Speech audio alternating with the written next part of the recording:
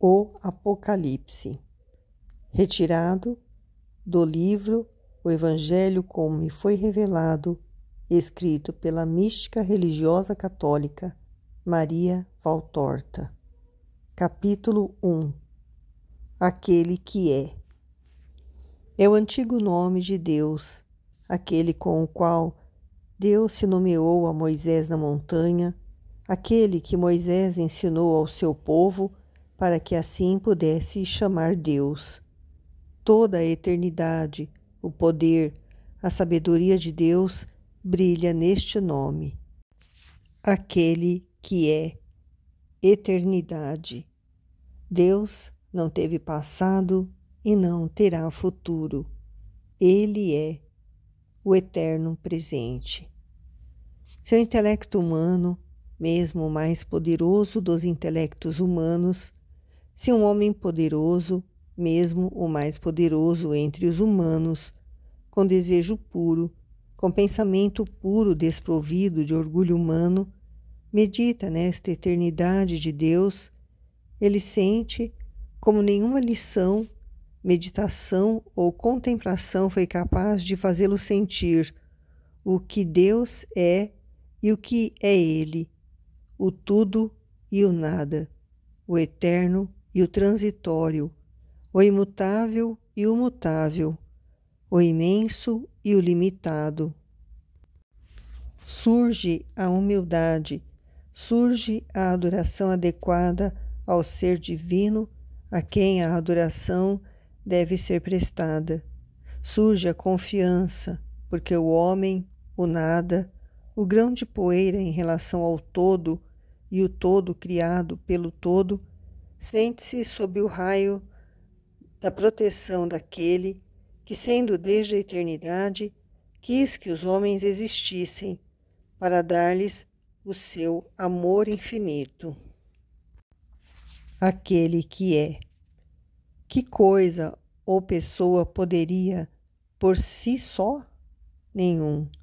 Sem combustões e fusões de partículas espalhadas pelos firmamentos, o novo corpo celeste não se forma, assim como o molde não se forma espontaneamente.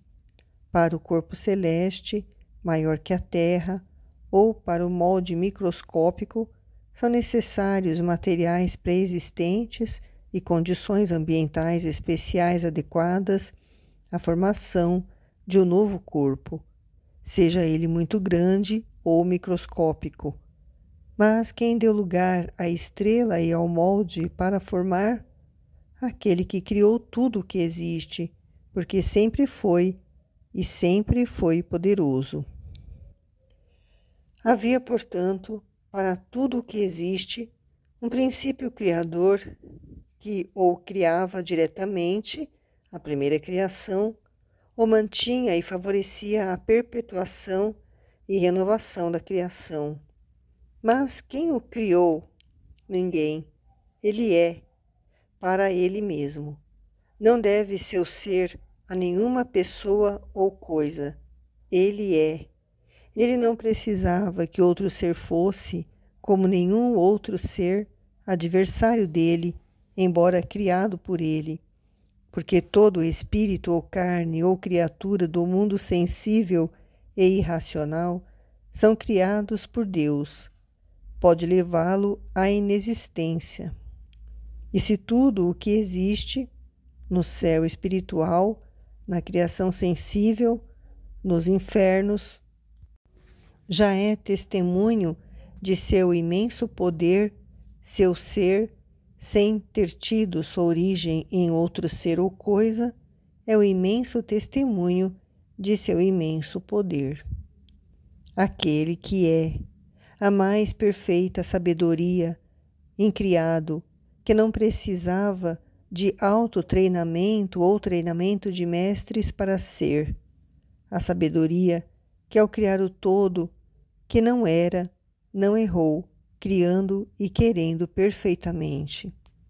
Qual inventor ou inovador ou pensador, também movido por um justo desejo de investigar, conhecer e explicar os mistérios sublimes e naturais que não caia em algum erro e não faça de seu intelecto motivo de prejuízo para si e para os outros? A raiz do dano a toda a humanidade não se originou do desejo dos progenitores de conhecer e penetrar nos domínios de Deus? Imediatamente seduzidos pela falsa promessa do adversário, quiseram saber e caíram no erro, como erram os pensadores, os cientistas e os homens em geral. Mas aquele que é, e que é a mais perfeita sabedoria, não cometeu nenhum erro e não comete nenhum, nem o mal e a dor que tornaram imperfeito o que foi criado perfeito. Nunca se deve dizer que vem do onisciente, mas daqueles que quiseram e querem sair desta lei de ordem que Deus deu a todas as coisas e seres vivos.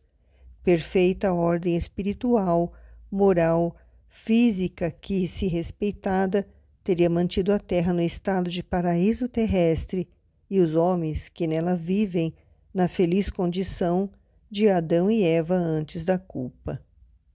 Aquele que é, antigo nome de Deus, por excesso de veneração, criado espontaneamente no ego de homens conscientes de sua condição, de caídos da graça e merecedores dos rigores de Deus, era então o tempo em que Deus, para os homens, era o Deus terrível do Sinai, o juiz pronto para a vingança. Foi logo substituído pelo outro, Eu Adonai, e isto, tanto pela diversidade de pronúncia que se observa em cada nação e em todos os tempos, de religião para religião, como porque é usado muito raramente para uma aplicação muito integral do comando. Não tome em vão o nome do Senhor teu Deus. Provocou uma alteração da primeira pronúncia, Jeové. Mas na Galiléia, onde Emanuel supostamente passou quase toda a sua vida como Deus entre os homens, segundo seu nome profético de Emanuel, e de onde se mudou para espalhar a boa nova. E em nome do Filho de Deus feito homem, em nome que o próprio Deus impôs ao seu Filho encarnado e que o anjo dos felizes anúncios comunicou à Virgem Imaculada, é, para saber ler e compreender, um eco desse nome, e a palavra que o trouxe aos seus discípulos novamente ensinou a verdadeira palavra, Jeové, para dizer Deus, para dizer seu Pai Santíssimo, de quem o Filho é gerado e de quem procede o Espírito Santo, e passa a gerar, no tempo certo, Cristo Salvador, no seio da Virgem. O Filho de Deus e da mulher, Jesus, aquele que, além de ser o Messias prometido e redentor, é o testemunho mais verdadeiro do Pai e da sua vontade, o testemunho da verdade, da caridade, do reino de Deus. O Pai e o Filho, sempre um, mesmo que o Filho tenha assumido temporariamente uma pessoa humana, sem com isto ter perdido a sua eterna pessoa divina, sempre um pelo amor perfeito que os unia, deram testemunho um do outro. O Pai dá ao Filho, no batismo no Jordão, no Tabor na Transfiguração, ao templo para a última Páscoa, também na presença dos gentios que vieram conhecer Jesus, mas a este tríplice testemunho sensível devem ser acrescentados os testemunhos dos maiores milagres realizados por Cristo, quase sempre depois de ter invocado o Pai. Pode-se dizer, com verdade, que a presença invisível do Pai, que é Espírito eterno e puríssimo, brilhou como um raio de luz incontrolável que nenhum obstáculo pôde aprisionar em toda a manifestação de Cristo. Deus, o Pai, criou o homem do pó e soprou nele o sopro da vida e o Espírito. sopro divino e imortal. Novamente o Pai, claramente ou não invocado pelo Filho, com ele restituiu a vida a uma carne morta e convida a alma e a reconstrução da carne que pela morte, Lázaro, ou doença, lepra, já havia desfeito ou destruído, ou convertendo o pecador, reconstrói nele a lei moral, recria o espírito caído em pecado até a grande recriação à graça, através do sacrifício de Cristo por todos aqueles que nele creem e aceitam a sua doutrina, unindo-se à sua igreja. Então o Filho revela o Pai ao mundo que ignora o Pai, e também ao pequeno mundo de Israel, que sem ignorá-lo não conheceu a verdade do amor, da misericórdia e da justiça temperada pela caridade, que é a sua natureza. Quem me vê, vê o Pai. A minha doutrina não é minha, mas daquele que me enviou. Vós não conheceis a verdade de quem me enviou, a sua palavra, mas eu a conheço, porque ele me gerou. O Pai que me enviou, ele não deixou seu Filho sozinho, ele está comigo. O Pai e eu somos uma coisa. E revela o Espírito Santo, amor recíproco, abraço e beijo eterno do Pai e do Filho, Espírito do Espírito de Deus, Espírito de verdade, Espírito de consolação, Espírito de sabedoria, que confirmará os crentes com a fé e os ensinará na sabedoria. Ele, teólogo dos teólogos, luz dos místicos, olho dos contempladores, fogo dos amantes de Deus. Todo o ensinamento e todas as obras de Cristo são testemunho do Pai e revelação do mistério incompreensível da Santíssima Trindade, daquela Santíssima Trindade para a qual foi possível a criação, a redenção, a santificação do homem, daquela Santíssima Trindade para a qual, sem destruir a primeira criação corrompida, poderia haver uma recriação ou nova criação de um casal imaculado, de uma nova Eva e de um novo Adão, um meio para recriar para a graça e, portanto, restabelecer a ordem violada e o objetivo final entre e para os homens que vieram de Adão. Por vontade do Pai, em vista dos méritos do Filho e por obra do Espírito Santo, pôde, da mulher imaculada, nova e fiel Eva, assumir a carne humana do Filho, visto que o Espírito de Deus cobriu a arca desfeita com a sua sombra da mão do homem, e ter o novo Adão, o vencedor, o Redentor, o Rei do reino dos céus, a quem são chamados aqueles que, acolhendo-o com amor, seguindo-o na doutrina, merecem tornar-se filhos de Deus, co-herdeiros do céu. Desde as primeiras palavras do Mestre até as últimas no cenáculo e no sinédrio, no pretório e na Gólgota, e destas até antes da ascensão, Jesus sempre testemunhou do Pai e do reino celestial. O reino de Deus, o reino de Cristo, dois reinos que são um reino, Cristo sendo uma coisa com Deus, e sendo que Deus, a Cristo e para Cristo, deu todas as coisas que por ele foram, depois que o Eterno já as tinha visto todas em seu unigênito, sabedoria infinita, origem como Deus, fim como Deus, causa como Deus homem da criação, da deificação, da redenção do homem. Dois reinos que são um só reino, porque o reino de Cristo em nós nos dá a posse do reino de Deus.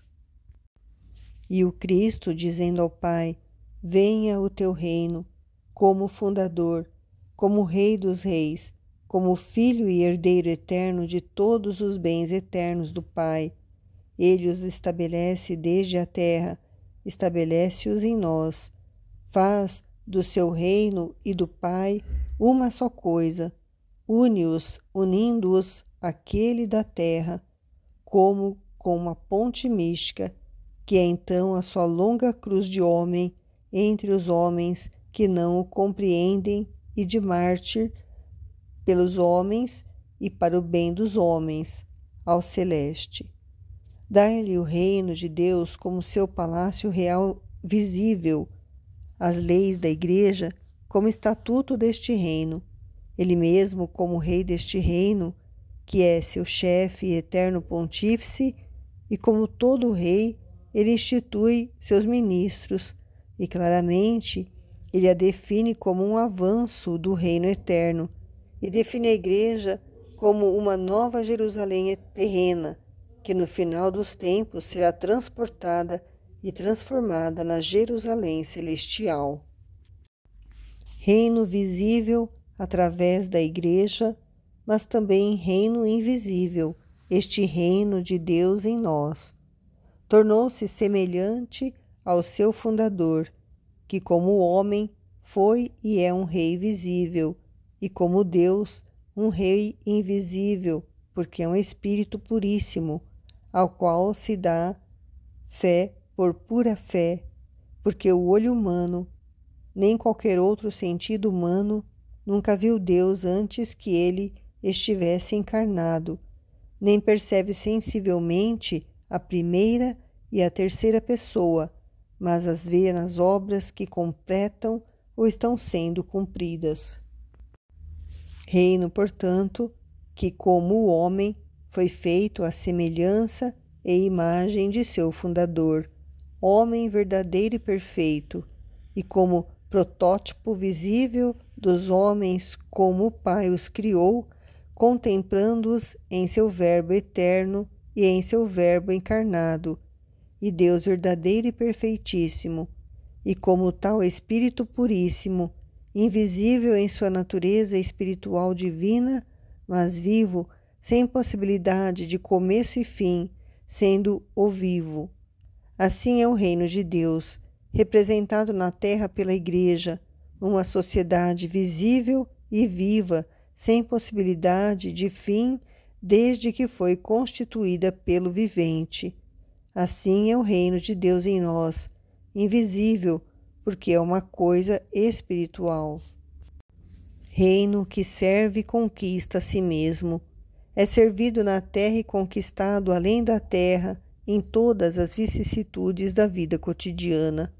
Todo ano, todo mês, dia, hora e minuto, do uso da razão até a morte, o sujeito serve a Deus fazendo sua vontade, obedecendo a sua lei, vivendo como filho, e não como inimigo ou bruto que elege por sua vida o pequeno e transitório prazer animal de viver de modo a merecer a alegria celestial. Cada ano, mês, dia, hora e minuto é um meio de conquistar o reino celestial. O meu reino não é deste mundo.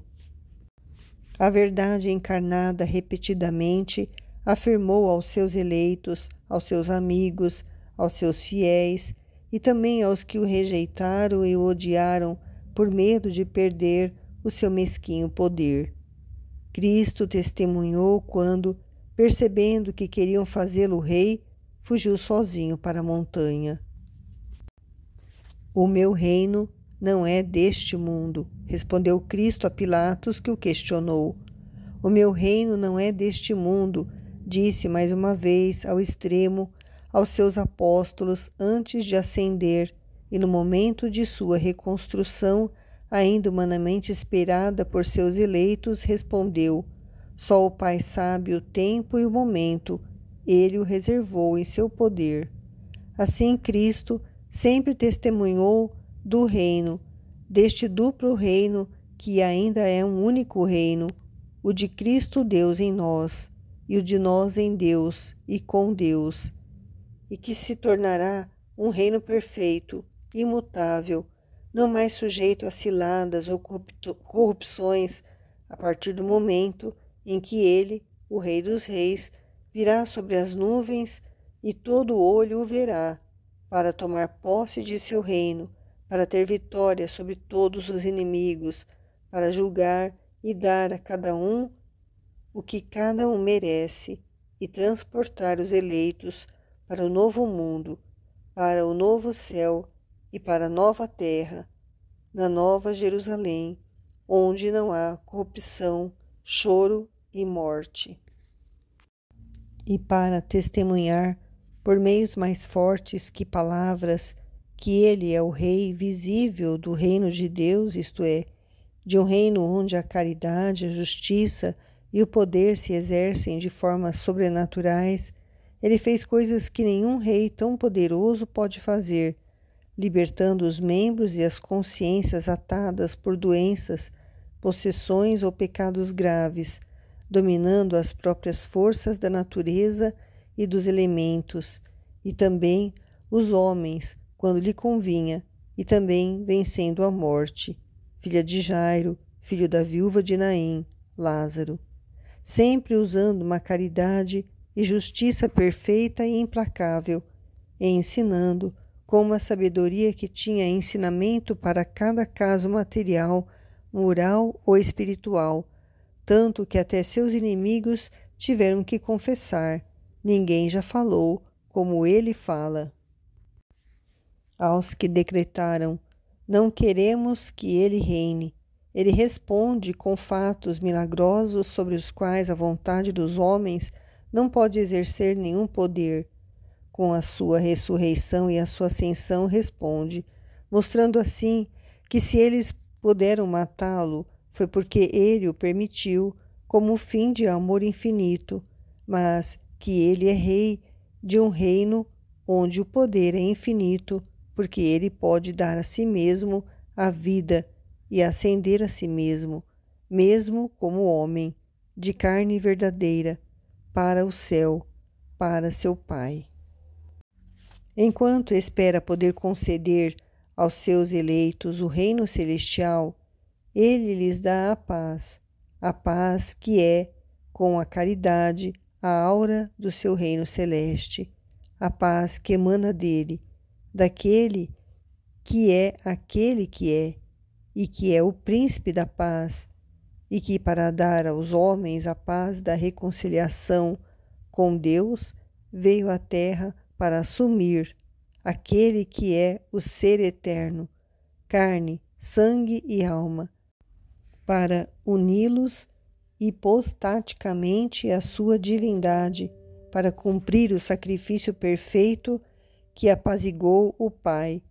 Perfeito, porque a vítima imolada para apagar o pecado da humanidade e a ofensa por ela feita a Deus, seu Criador, era carne verdadeira para ser imolada, e carne inocente e pura, mas também era Deus verdadeiro.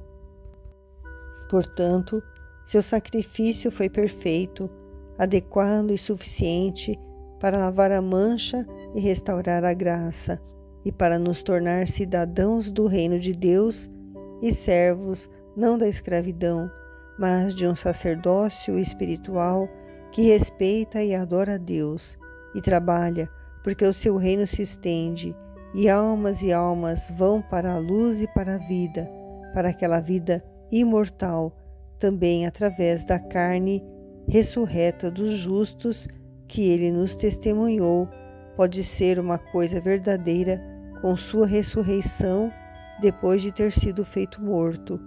Ele o vivo, tornando-se assim o primogênito entre os mortos, daqueles que no último dia reassumirão a carne da qual se despojaram por milênios, séculos ou anos, para gozar também com ela, objeto de prova, luta e mérito na terra, a alegria inexprimível de conhecer a Deus e suas perfeições. Próximo trecho: primogênito dentre os mortos.